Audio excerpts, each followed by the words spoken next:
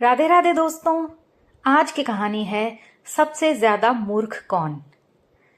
कहानी में 4 मित्र होते हैं जो एक दूसरे से होड़ करते हैं कि उनमें से ज्यादा मूर्ख कौन है।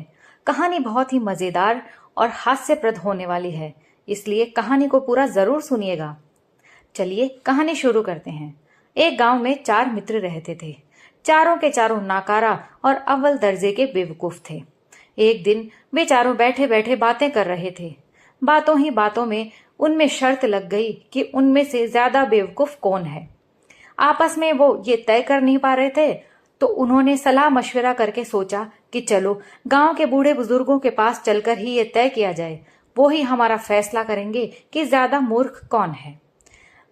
चारों चलकर पहुंच गए गांव के बूढ़े बुजुर्गों के पास, जो चौपाल पर बैठे बैठे बातें कर रहे थे। उनसे जाकर उन्होंने कहा कि हम ये पूछना चाहते हैं कि हम चारों में से सबसे ज्यादा मूर्ख कौन है। अब जो गांव के बुजुर्ग थे उनमें से एक ने कहा कि हम ऐसे तो तुम्हें नहीं बता सकते कि ज्यादा मूर्ख कौन है। अगर तुम्हारे पास कोई बात हो, ऐसी कोई घटना हो, कोई किस्सा हो तो हमें बताओ, उससे हम तय कर पाएंगे। अब चारों ने अपनी अपना किस्सा सुनाना शुरू कर दिया। सबसे पहला बोला, मैं अपना किस्सा सुनाता हूं। एक बार मेरी नई नई शादी हुई थी। उसके बाद मुझे ससुराल अपनी पत्नी को लेने जाना था। चूंकि मैं दूसरी बार ही जा रहा था, तो मेरी माँ ने मुझसे कहा कि बेटा, ससुराल में ज्यादा इधर उधर की बातें मत करना, थोड़ी हाँ हूं में जवाब देना और पत्नी को लेकर वापस आ जाना। तो मेरी माँ ने मुझे कहा कि सिर्फ हाँ या ना, बस ये 2 ही शब्द कहना। मैं ससुराल पहुंच गया। ससुर जी आंगन में ही बैठे थे कुर्सी पर। जाके मैंने उन्हें प्रणाम किया। उन्होंने मेरे हाल चाल पूछे और कहा, आइए जवाई राजा, सब ठीक तो है? मैंने कहा ना। तो वो चौंक गए। पूछा, क्यों, कोई परेशानी है? मैंने कह दिया हाँ। फिर उन्होंने कहा, बताइए क्या परेशानी है? मैंने कहा ना। फिर उन्होंने सोचा कि लगता है जवाई जी को कोई रुपए पैसे की परेशानी है, शायद शर्म के मारे कह नहीं पा रहे। तो उन्होंने खुद ही पूछ लिया, क्या कोई तंगी है रुपए पैसे की? मैंने कहा हाँ। फिर उन्होंने कहा कि ठीक है, अगर आपके रुपए पैसे की तंगी है तो सुबह आपका वो इंतजाम भी कर दिया जाएगा।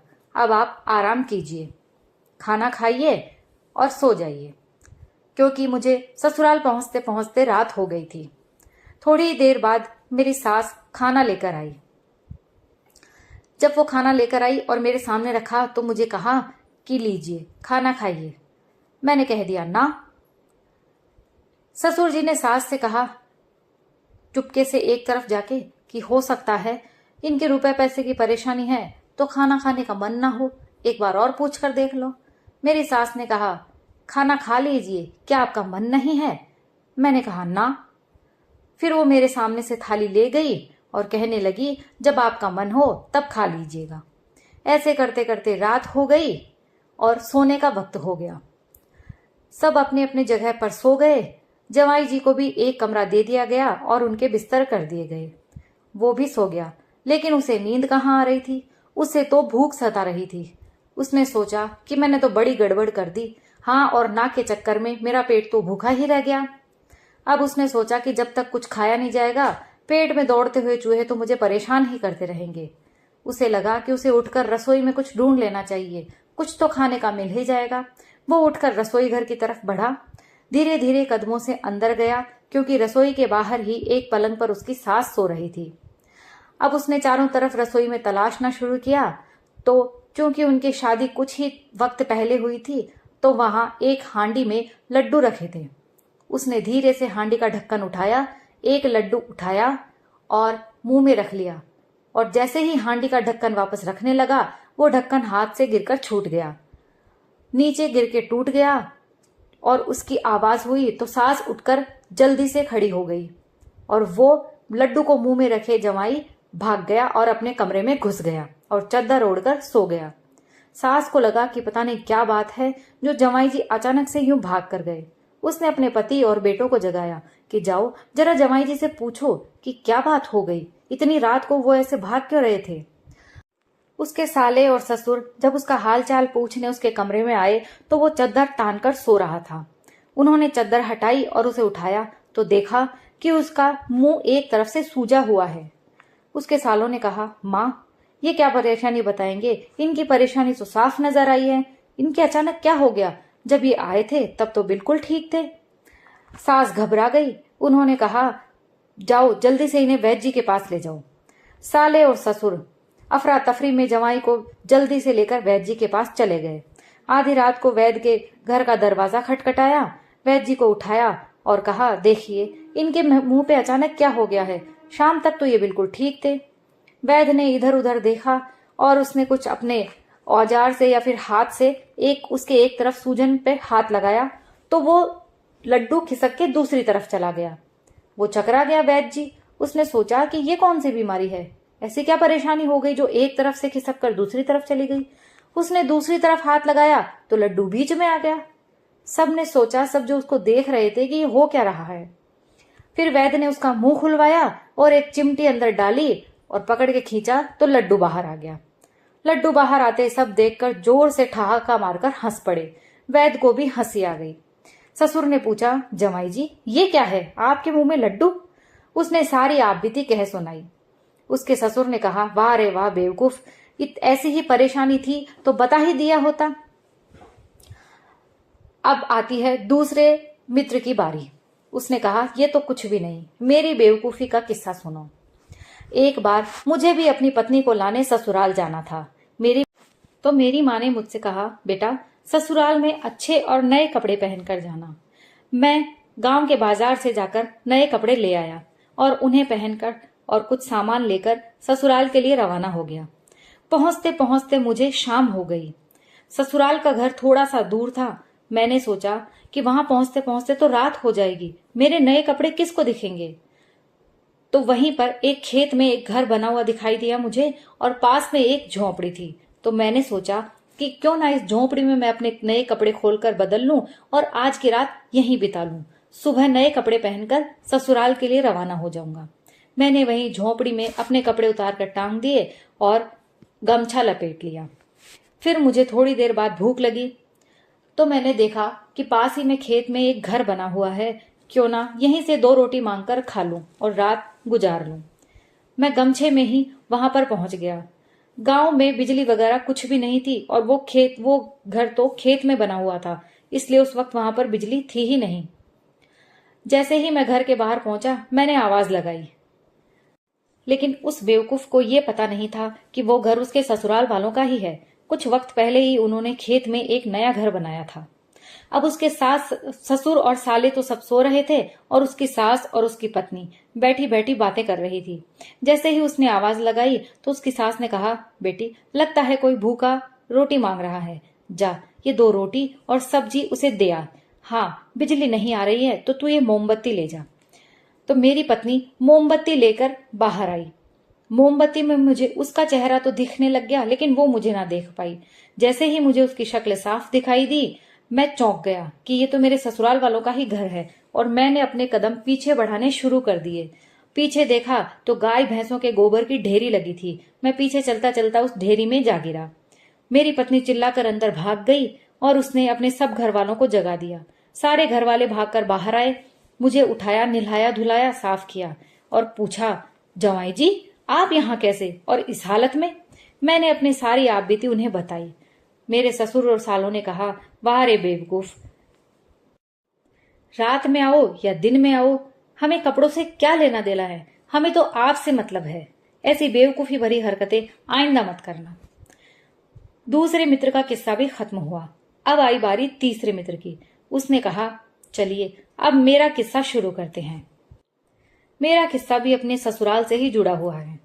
एक बार मुझे खबर हुई कि मेरी सास की तबीयत खराब है, तो मैं अपनी पत्नी को अपने घर पर ही छोड़कर, क्योंकि हम घर में सिर्फ 2 ही आदमी थे, इसलिए मैंने उसे घर संभालने के लिए छोड़ दिया और मैंने कहा कि मैं तुम्हारी माँ के हालचाल पूछ कर आता हूँ।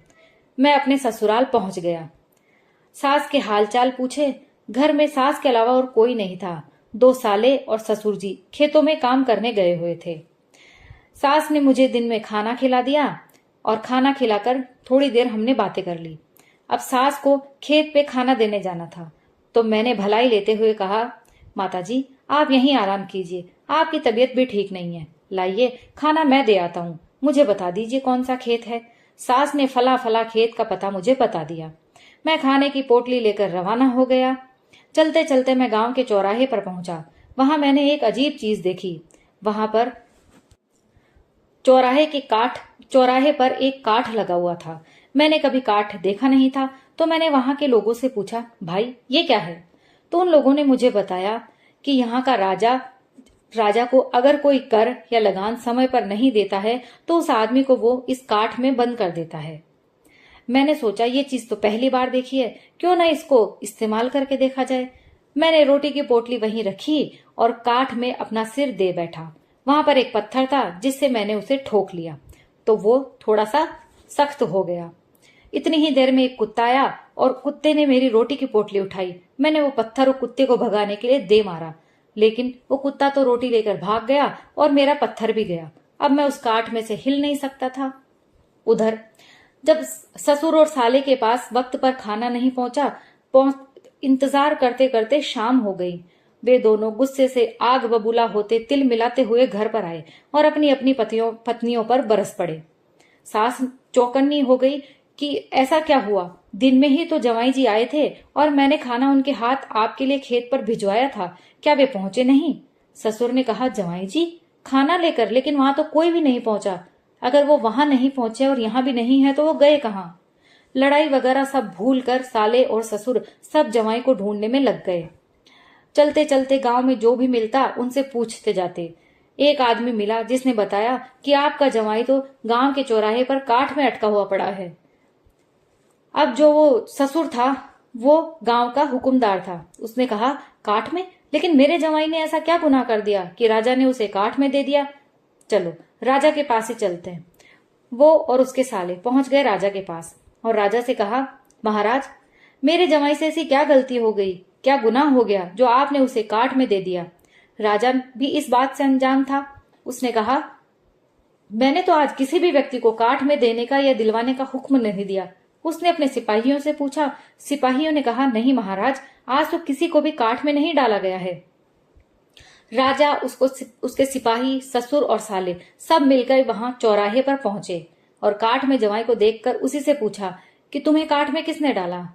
उसने जो दिन भर में उसके साथ आप बीती हुई थी सारी बता दी।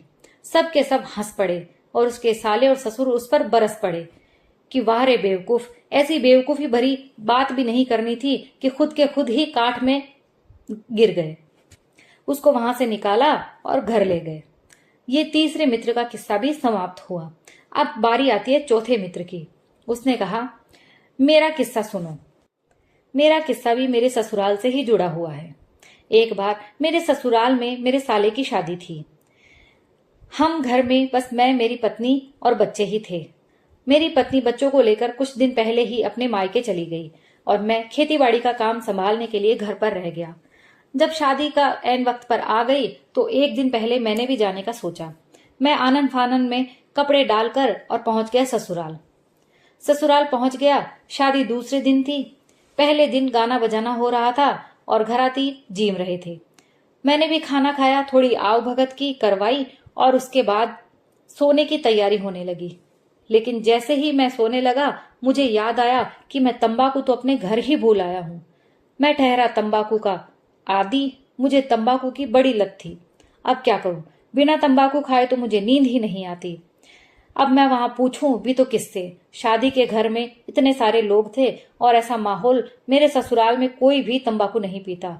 मैं शर्म के मारे उनसे पूछ भी ना सका। फिर मैं अपनी पत्नी के पास गया। वो दोनों हाथों और दोनों पैरों में मेहंदी लगाकर बैठी थी। मैंने उसे एक तरफ ले जाकर अपनी बात बताई। उसने कहा कि तंबाकू तो है, लेकिन अभी शादी के घर की वजह से तंबाकू को भैंसों के बाड़े में रख दिया गया है। आप वहां से जाकर ले आइए। मैं गाय भैंसों के बाड़े में पहुंच गया। उधर बिजली भी नहीं आ रही थी। मैंने जैसे तैसे टटोलना चाहा, लेकिन मुझे तो कहीं भी तंबाकू नजर न आई। मैं हैरान परेशान वापस अपनी पत्नी के पास आया और उसे बताया कि मुझे तो कहीं भी तंबाकू नजर नहीं आई। तुम ही चलो और मुझे बताओ। उसने कहा, मैं कैसे चलूं? आप देख रहे हैं मेरे दोनों हाथ और दोनों पैर, दोनों में मेहंदी लगी है। मैं चल ही नहीं सकती। मैंने उससे कहा कि मैं तुम्हें अपने कंधों पर उठा लूंगा, तुम बस मुझे अंगुली से इशारा कर देना, मैं ले आऊंगा। उसने कहा ठीक है। मैंने उसे अपने कंधों पर बिठाया और गाय भैंसों के बाड़े की तरफ बढ़ने लगा। जब गाय वहां पर बिजली तो आ नहीं रही थी। जब मेरी पत्नी मेरे कंधों पर बैठी थी तो दूर से अंधेरे में हमारी कुछ ऐसी परछाई बनी कि गाय और भैंसे सब हमें देखकर डर के मारे इधर उधर भागने लगी। सब अपने खूंटों से अपनी सांकली तुड़ा तुड़ा कर भाग गई। जब वो भाग रही थी तो जो आगे शादी का खाना वगैरह चल रहा था, वहां से सारे घर वाले भागकर और बाड़े में ये देखने आ गए कि आखिर ऐसा क्या हो गया जो सारी गाय और भैंसें अपने खूंटों से तुड़ा तुड़ा कर भाग गई। जब वे लोग आए और सब कुछ इतनी जल्दी में हुआ कि मुझे संभलने का मौका ही ना मिला। मेरे सालों ने, ससुर ने ऐसे देखा तो उन्होंने मुझे पूछा, जमाई जी ये क्या हो रहा है, आप बिटिया को ऐसे कंधों पर उठाए क्यों हैं? मैंने अपनी सारी बात उन्हें बता दी तो उन्होंने कहा, हे भगवान, ऐसी बेवकूफी भरी हरकत करने से पहले हम ही से कह दिया होता, हम ही से तंबाकू मांग लेते। मेरा किस्सा भी कुछ यूं समाप्त हो गया। अब बताइए, हम चारों में से कौन सबसे ज्यादा मूर्ख है? तो वहां के जो बुजुर्ग थे उसने कहा, देखो भाइयों, मूर्ख तो तुम चारों ही हो, लेकिन जो बात तुम पूछ रहे हो कि सबसे ज्यादा मूर्ख कौन है, तो जो तुम काठ में अपने आप गिर पड़े तो तुम ही सबसे ज्यादा मूर्ख लगे। ना तो तुम्हें उससे कोई लालच था, ना कोई कुछ काम था, और तुम बिना मतलब ही काठ में जा पड़े। इसलिए सबसे ज्यादा मूर्ख तो तुम ही हो। दोस्तों, ये कहानी किस्सा यहीं समाप्त होता है। अगर आपको पसंद आया हो तो प्लीज लाइक और शेयर कीजिए और कमेंट करना बिल्कुल भी ना भूलें।